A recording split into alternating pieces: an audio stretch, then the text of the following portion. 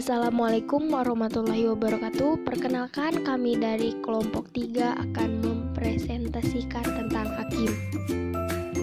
Pengertian hakim. Berdasarkan pasal 1 angka 8 Undang-Undang Nomor 8 Tahun 1981 tentang KUHP, hakim adalah pejabat peradilan negara yang diberi wewenang oleh undang-undang untuk mengadili. Sedangkan berdasarkan pasal 1 angka 5 Undang-Undang Nomor 48 Tahun 2009 tentang kehakiman, hakim adalah hakim pada Mahkamah Agung dan hakim pada badan peradilan yang berada di bawahnya dalam lingkungan peradilan umum, lingkungan peradilan agama, lingkungan peradilan militer, lingkungan peradilan tata usaha negara, dan pada pengadilan khusus yang berada dalam lingkungan peradilan tersebut.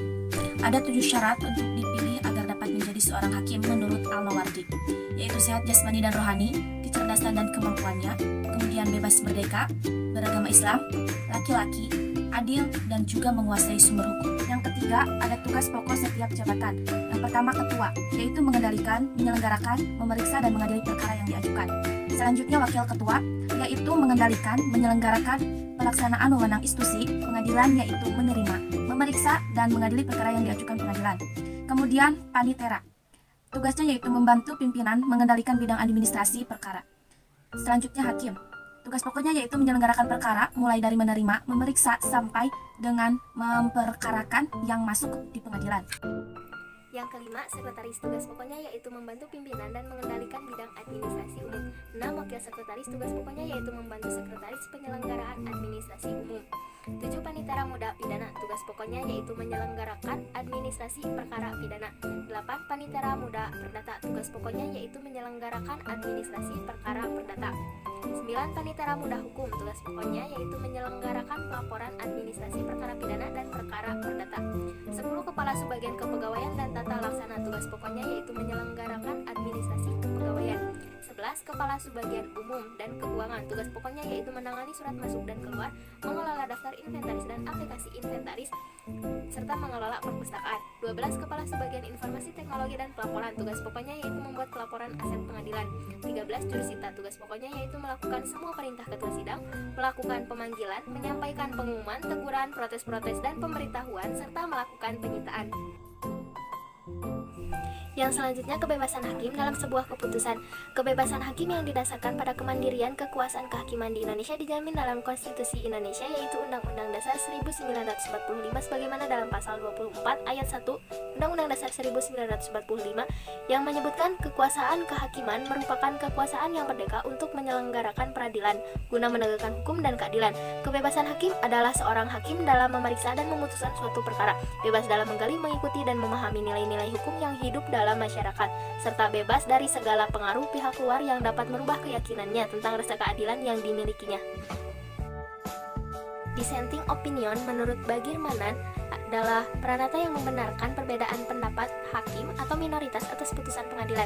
Sedangkan menurut Pontang-Mora, dissenting opinion merupakan opini atau pendapat yang dibuat oleh satu atau lebih anggota majelis hakim yang tidak setuju dengan keputusan yang diambil oleh mayoritas anggota majelis hakim. Jadi, dissenting opinion merupakan pendapat atau putusan yang ditulis oleh seorang hakim atau lebih yang tidak setuju dengan pendapat mayoritas majelis hakim yang mengadili suatu perkara. Dissenting opinion juga merupakan pendapat yang berbeda dengan apa yang diputuskan dan dikemukakan oleh satu atau lebih hakim yang memutuskan perkara. Merupakan satu kesatuan dengan putusan itu karena hakim itu kalah suara atau merupakan suara minoritas hakim dalam sebuah majelis hakim. Hakim yang memeriksa dan memutuskan perkara pada dasarnya berjumlah 3, yaitu 1. Mahkamah Agung Hakim. Pada Mahkamah Agung ini, saat memeriksa dan memutuskan perkara dapat kita lihat dasar pelaksanaannya di dalam Undang-Undang Nomor 14 Tahun 1985 tentang Mahkamah Agung. Mengatakan bahwa Mahkamah Agung memeriksa dan memutus dengan sekurang-kurangnya 3 orang hakim. Yang kedua, Pengadilan Hak Asasi Manusia atau yang disebut dengan HAM. Undang-Undang Nomor 26 Tahun 2000 tentang Pengadilan Hak Asasi Manusia pasal 27 ayat 2 mengatakan bahwa pemeriksaan perkara pelanggaran hak asasi manusia yang berat sebagaimana dimaksud dalam ayat 1 dilakukan oleh majelis hakim Pengadilan HAM yang berjumlah 5 orang, terdiri atas 2 orang hakim pada Pengadilan HAM yang bersangkutan dan 3 orang hakim ad hoc. Yang ketiga, Mahkamah Konstitusi. Berdasarkan Undang-Undang Nomor 8 Tahun 2011 tentang perubahan atas Undang-Undang Nomor 24 Tahun 2003 tentang Mahkamah Konstitusi, pengaturan mengenai jumlah hakim dalam Mahkamah Konstitusi pasal 4 ayat 1 dan 2 yang menyebutkan bahwa Mahkamah Konstitusi mempunyai 9 orang anggota hakim konstitusi yang ditetapkan dengan keputusan Presiden. Susunan Mahkamah Konstitusi terdiri atas seorang ketua merangkap anggota, seorang wakil ketua merangkap anggota, dan 7 orang anggota hakim konstitusi.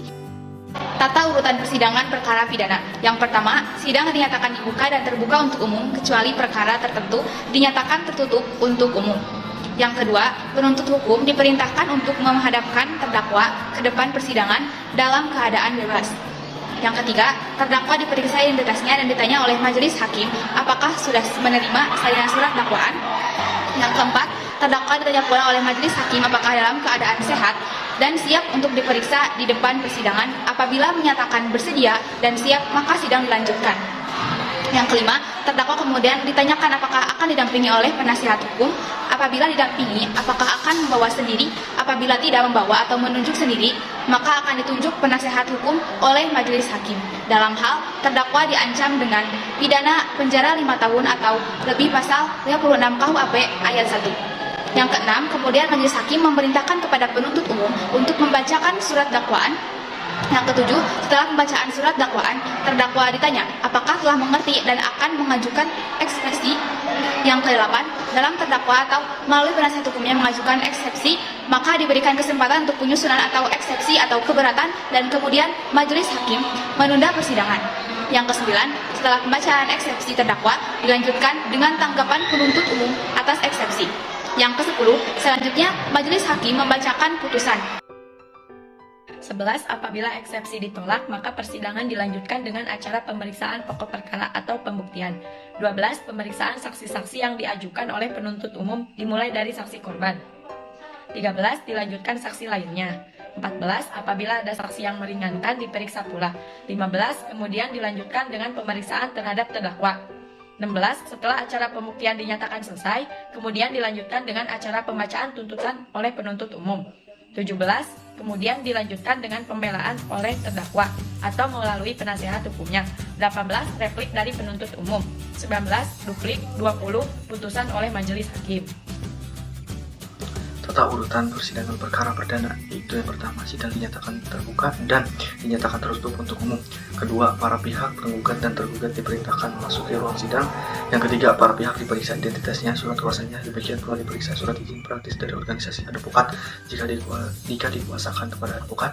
Yang keempat, apabila kedua pihak lengkap, maka diberi kesempatan untuk menyelesaikan dengan perkara secara damai melalui mediasi.